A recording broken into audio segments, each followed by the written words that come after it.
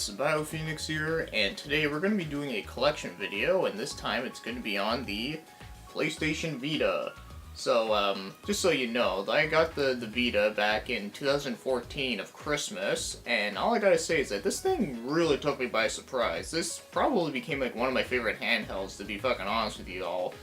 So, one of the reasons why I love it so much is not only because of the fact that the library of games have had like a lot of really unique titles and a lot of just balls out weird stuff and also some really good stuff, but also I actually find this thing to be very comfortable, where it has more buttons than the regular PSP, where you actually have two analog sticks, and I think they're actually pretty good. I think they're a lot better than the analog stick that you have on the 3DS, to be honest. But don't get me wrong, I love the 3DS as well, but this one definitely had a very special place for me. So, anyways, so I could talk about this thing all damn day though, but here I just want to talk about some of the games I have, and hopefully you guys can get some recommendations if you are new to owning a Vita, or if you have one but you haven't played it in a while and you just, want to find out more games about it.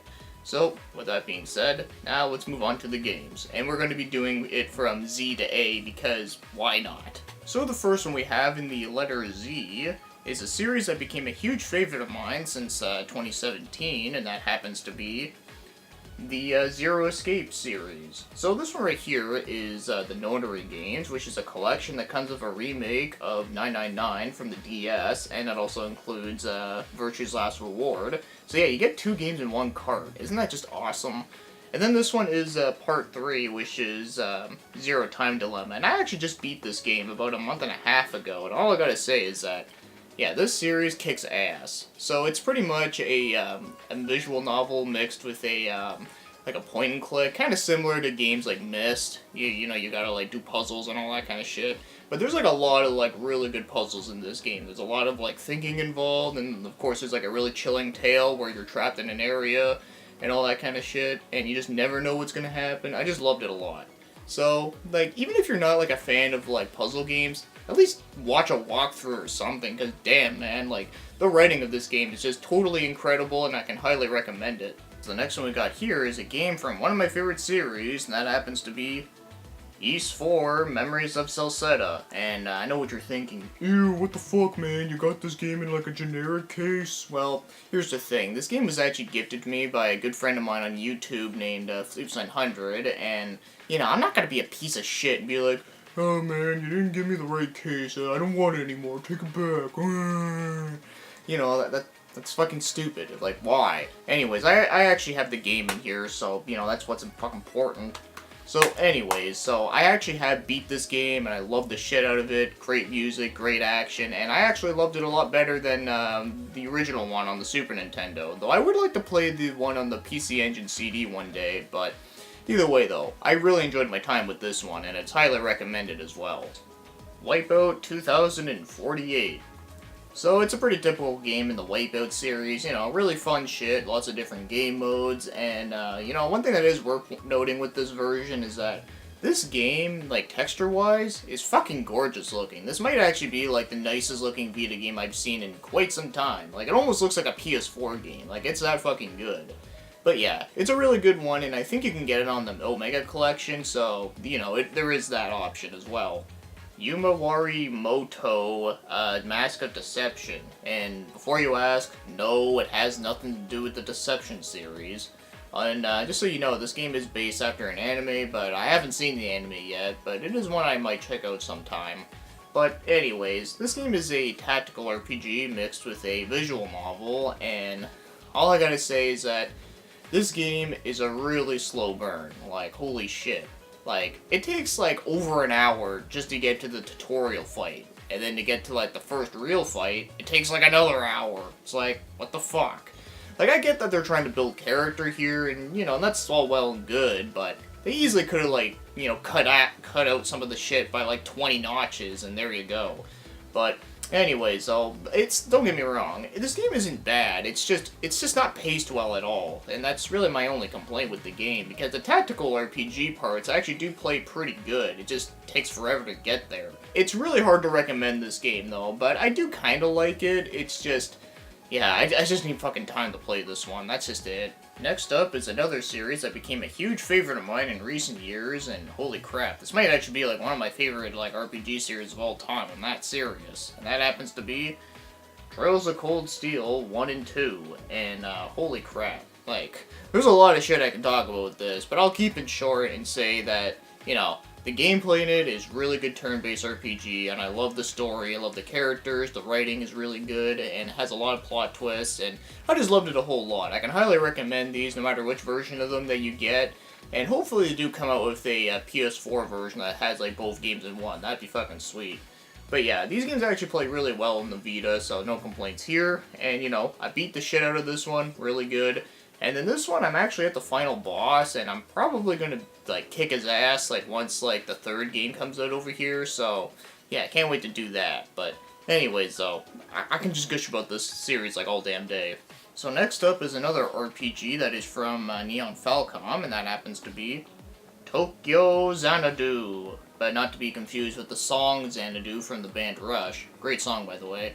So, anyways, this is a RPG that is a action one, and it's setting in like a typical Japanese high school setting, and unfortunately, I was a little bit disappointed by this game. Now, don't get me wrong, I'm not saying this is a bad game, but, for Neon Falcom standards, I kind of expected it to be a lot better, considering, they put out like the East series and Trails in the Sky and Cold Steel and all that shit. So because of that, I don't know, I just didn't like it as much as I should have, though. But I hear the PS4 version does add a lot more stuff to it, and it apparently does control a bit better. Even though I thought the game controlled fine on the Vita, but, it's an alright game. And my really main complaint with the game is that, like, the settings in it are kind of boring, and also the story of it's kind of okay. I mean, it's not bad, but it's not great either. But the action itself is pretty damn good, so at least it does have that going for it. It's so fucking weird that they released this game twice within the same year. Tales of Hearts R, a part of the Tales of series, which I do enjoy for the most part. And if I remember right, I think this one was actually a remake of a DS game that never came out over here originally. So it's pretty cool that we finally got this game in English, so yeah, that's awesome. And yeah, this one's actually a really good entry if I say so myself. The combat in it is like really fucking good. You can actually do like a crazy amount of combos from like the get-go of the game. It's fucking great. And the story in it isn't the best, but it's not bad though. Like, I don't think it's like one of the better Tales of games when it comes to its story, but it does have some pretty amusing character moments, which is enjoyable. But probably my favorite characters would be the old yellow dude, I forget what his name was, and then there was Inez. She was the chick with the red and, well, she had like white hair, but she mostly wore red.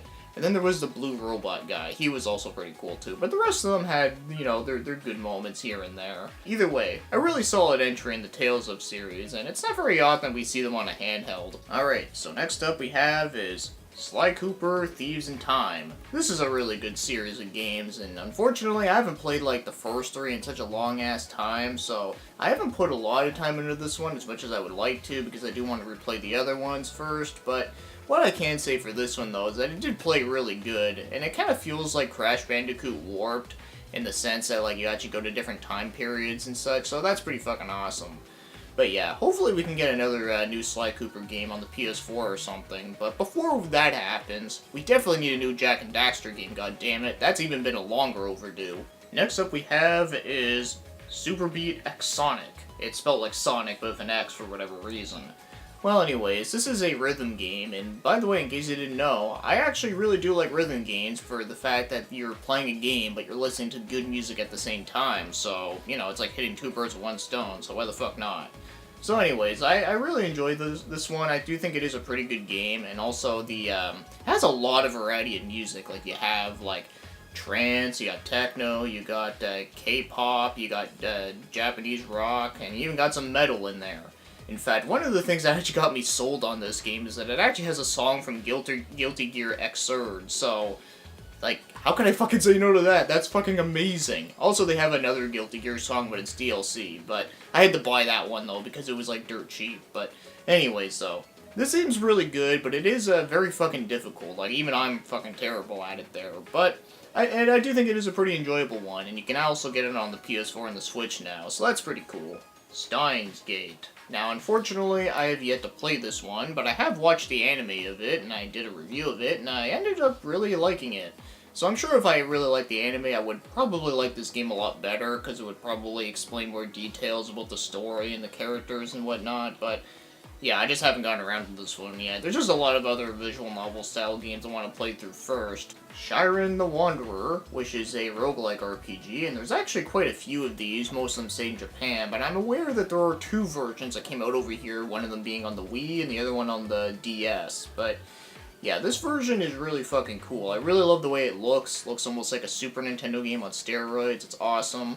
And, yeah, I really do like this one. I do think it is a pretty fun game to just pick up and play and just kind of explore around, but goddamn, this game just does not fuck around at all. Like, this game will, like, smash your testicles with a sledgehammer non-stop. Like, it does not give a fuck about your feelings whatsoever. Like, this game's even harder than a Dark Souls game, and I know people are gonna be like, oh, it's the Dark Souls of... Shut up, it's not. This game is, like, makes those games look like a fucking joke.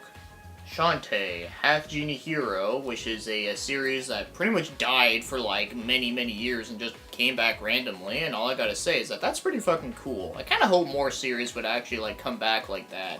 Well, anyways, I'm pretty glad that we got this series back on track, and well, this one right here is pretty awesome.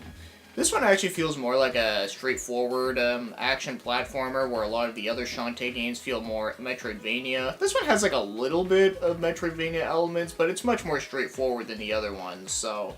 With that said, though, this one is definitely really good, highly recommended, and you know, you can get this one on, like, almost every current console, I think. So the next one we have here is actually the second Vita game I ever got, and I actually got it, like, the day after Christmas on Boxing Day, and that happens to be Senran Kagura Shinobi Versus. This is actually the alternate cover, but, here. This is the big box that it came in, which is very shiny and stuff, but, yeah, so...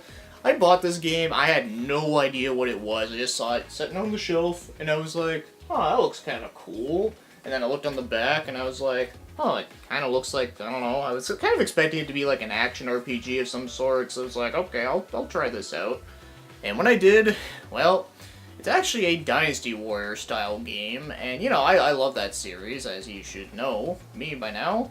But, yeah, so, the game... like, play is actually pretty good, but I do find the levels are a little bit too closed in, but, you know, that's a minor thing, like, it's not a big deal, but it is something that I'm like, I don't like it as much, but, you know, it's still pretty good, but the story in this game is just, goddamn, the story is just fucking cringe as fuck, like, yeah, like, every time, like, a cutscene happens, I just fucking skip that shit, because...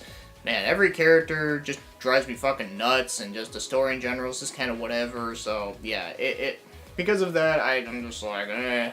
But, other than that, though, it is a pretty enjoyable game, but goddamn, this game is really fucking weird, and I can only recommend it to those that either, like, get turned on by this shit, or people that just don't give a fuck. And I'm one of those people that just don't give a fuck. And next up we have is a game that a lot of people consider as one of the best games you can get on the Vita, and well, I definitely do agree with them on that, and that happens to be Persona 4 Golden. So, I'm not going to get too much into this because, you know, I did an entire retrospective series on the Shin Megami Tensei games, but I'll just gotta say this, is that this is, like, the definitive version of Persona 4 with, like, newer content. They, like, did some minor tweaks to the battles, which was really great. And, you know, the other good thing I gotta say is that there is actually a skip option, so you can actually tell that beginning part to go fuck itself, because that's really the only part of the game that I don't like, is that the beginning part just takes way too damn long, but after that, though, the game just gets really fucking good, so... anyways, I can go on and on about this one. Next up is the complete, utter bullshit one, and that happens to be Persona 4 Dancing All Night.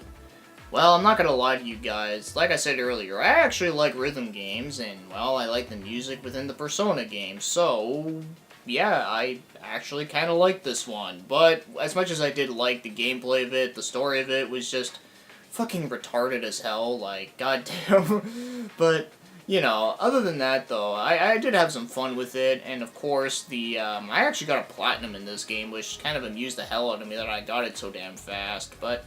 Either way, though, it's not a bad game. It's just, obviously, it's just the most, like, weirdest thing that ever could have happened. I'm surprised they didn't do a racing game before they did a dancing game. Next up is probably one of the best remasters that you can possibly get, and that happens to be Odin Sphere Remaster. Well, I know it's another alternate title at the bottom, but I don't know how to pronounce it. But either way, though, this game is really fucking great. So, you know, it's an action RPG, but it's like a side-scrolling one. It looks beautiful from Vanillaware with their very unique art style. And, you know, the story's really good, and you get to play as many different characters with different movesets and skills to learn. It's really fucking good shit. But yeah, I played the original PS2 version first, and, you know, I kinda liked it. But the thing was, the game started out way too fucking hard, and it took like forever to level up. Well, this one fixed all of that, and it also plays a lot more smooth too, so you can't go wrong with that.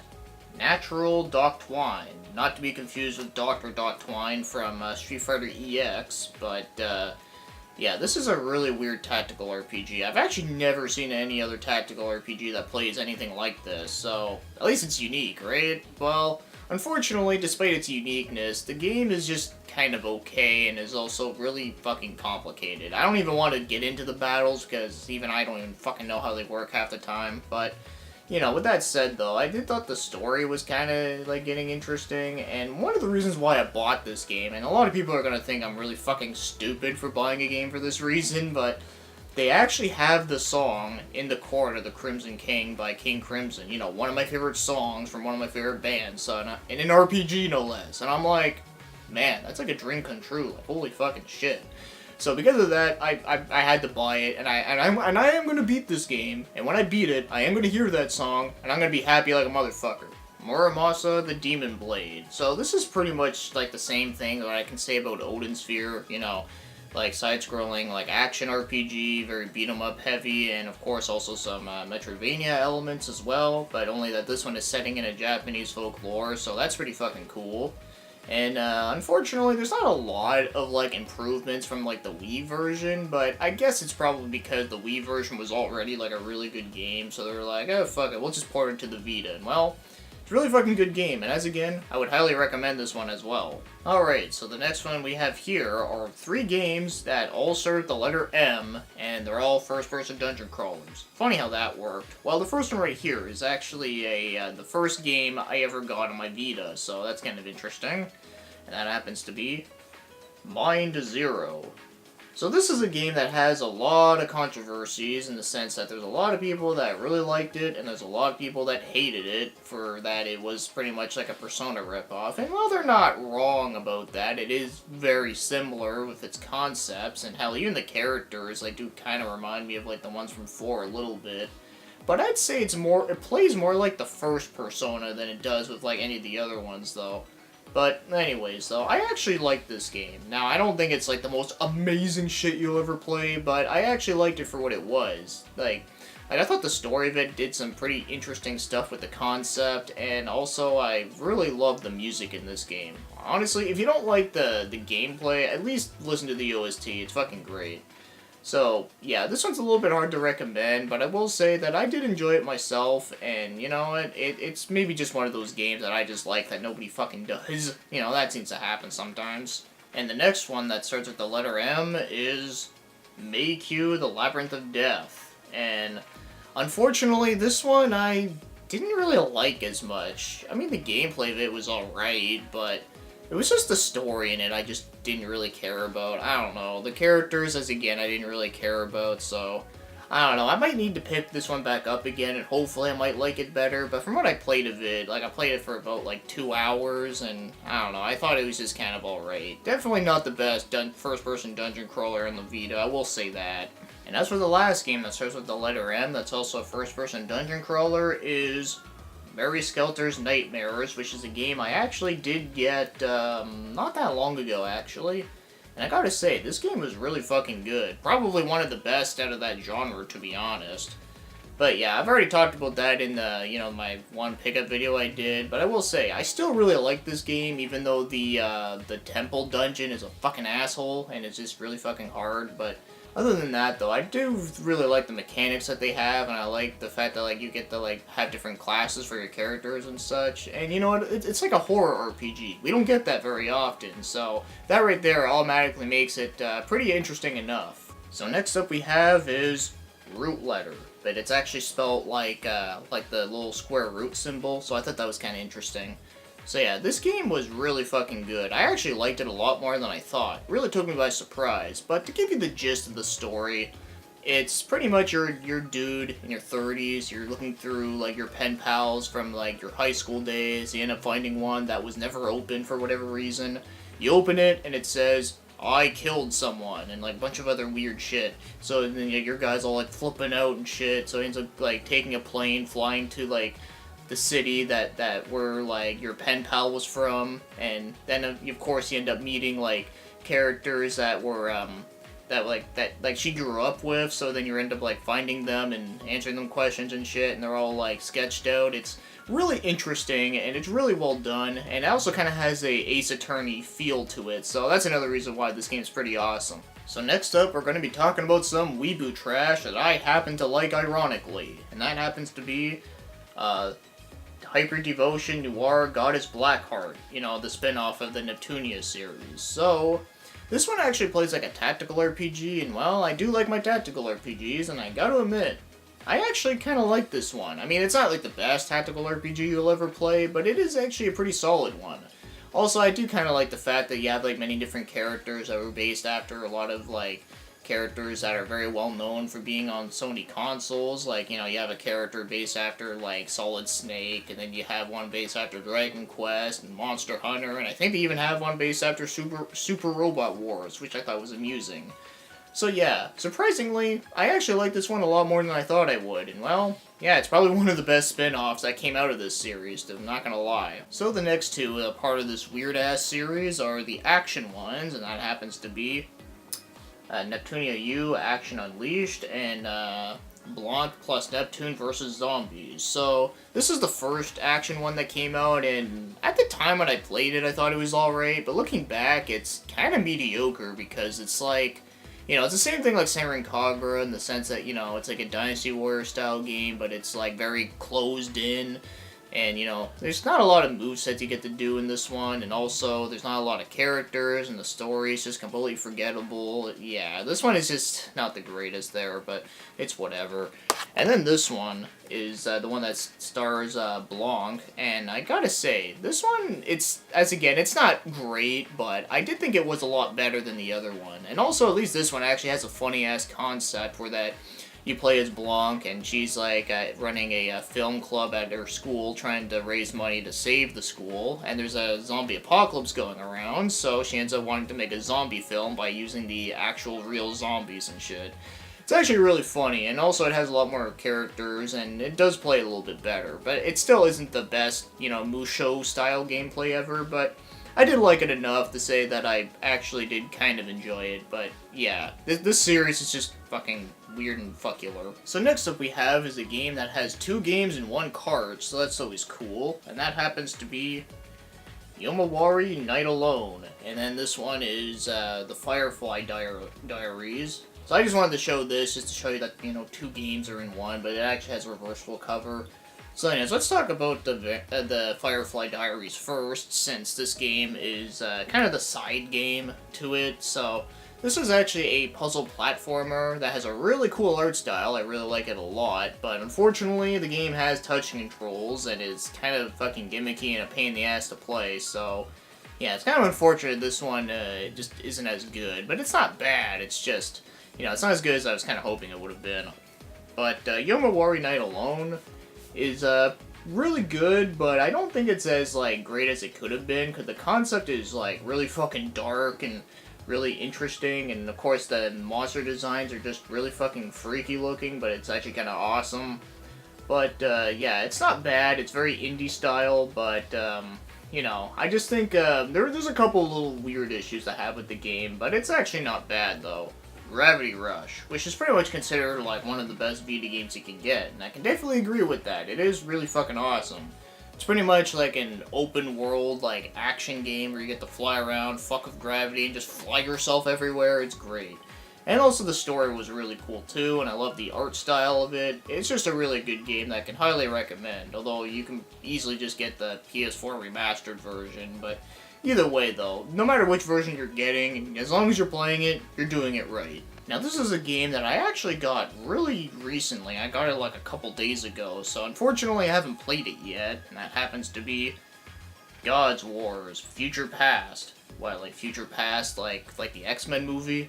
Well, no, but in all seriousness though, it's a tactical RPG. As again, I really like the art style in this game, and you know, I haven't played it yet though, but it does look like a really good one. So hopefully for the pick-up video of the month where I'm going to be uploading this, I will actually, you know, play through a little bit of it, and I can actually tell you something about it. Earth Defense Force 2, Invaders from Planet Space.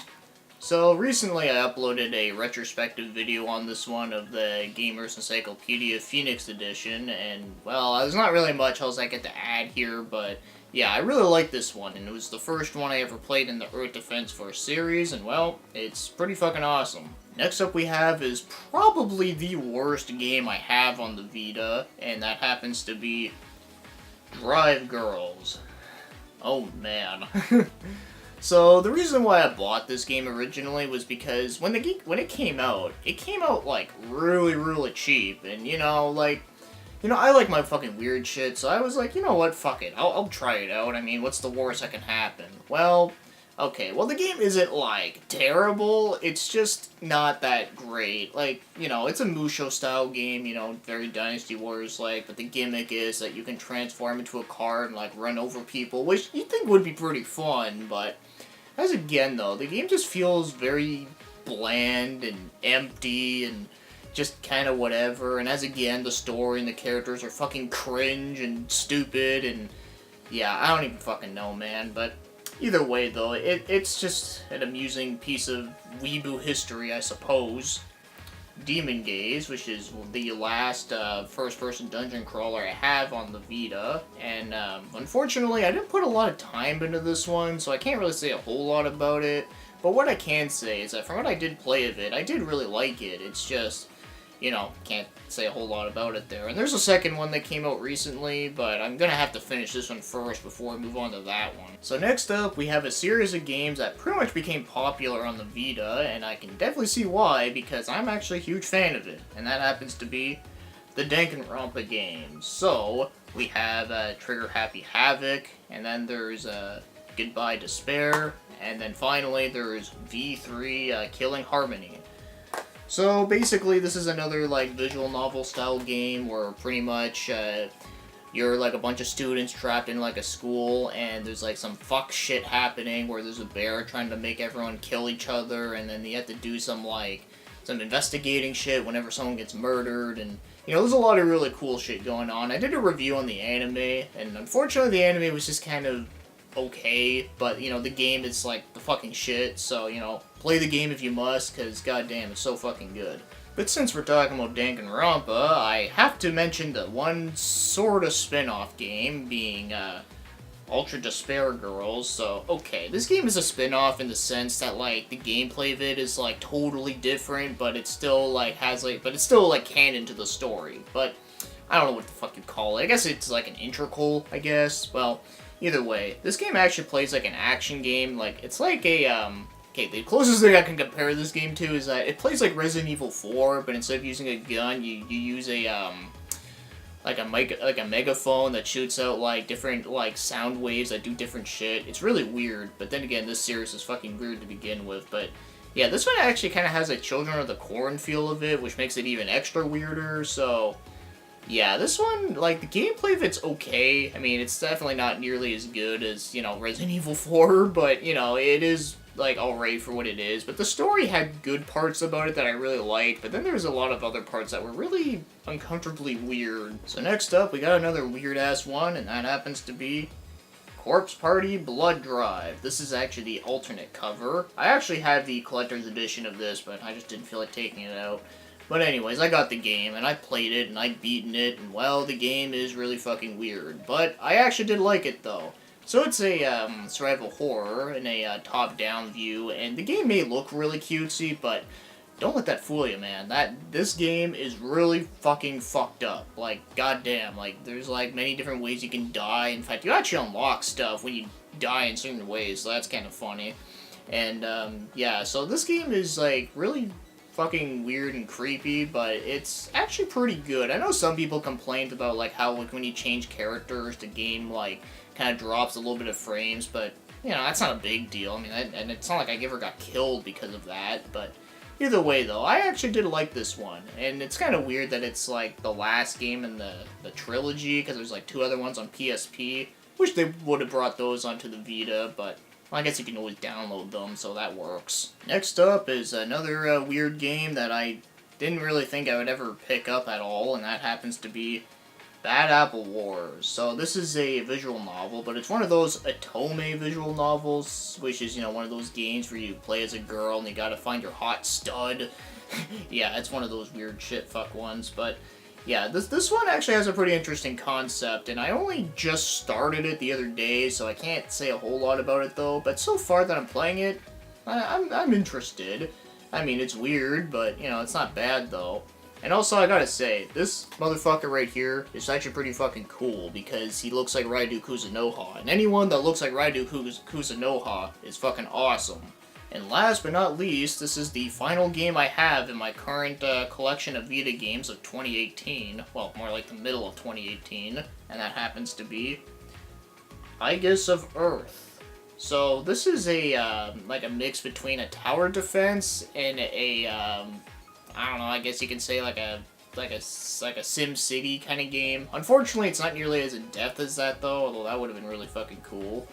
But yeah, this game's actually not bad, but it is very repetitive, so I will say it's recommended to play this game in short bursts, because if you play for like hours and hours on end, you're just gonna get sick of it, but yeah, I need to go back and play this one and actually finish it, because it has been quite a while. But, yeah, from what I played of it, though, I did like it. It's just, I just needed a break from it, that was all. Well, that's all the games that I have in my physical collection of Vita games. I don't have a whole lot of digital stuff other than, like, my PS1 classics, and I also have, Salt and Sanctuary on there, because why not? Because the game is fucking great. But, yeah. So that pretty much takes care of all the games that I have in my Vita collection, and of course, hopefully you guys have some recommendations of ones to check out, and, you know, ones that you might want to be interested in if you do want to get yourself a Vita at some point. Well, either way, let's have the discussions about these stuff. So with that said, thanks for watching and commenting, and have yourselves a great day.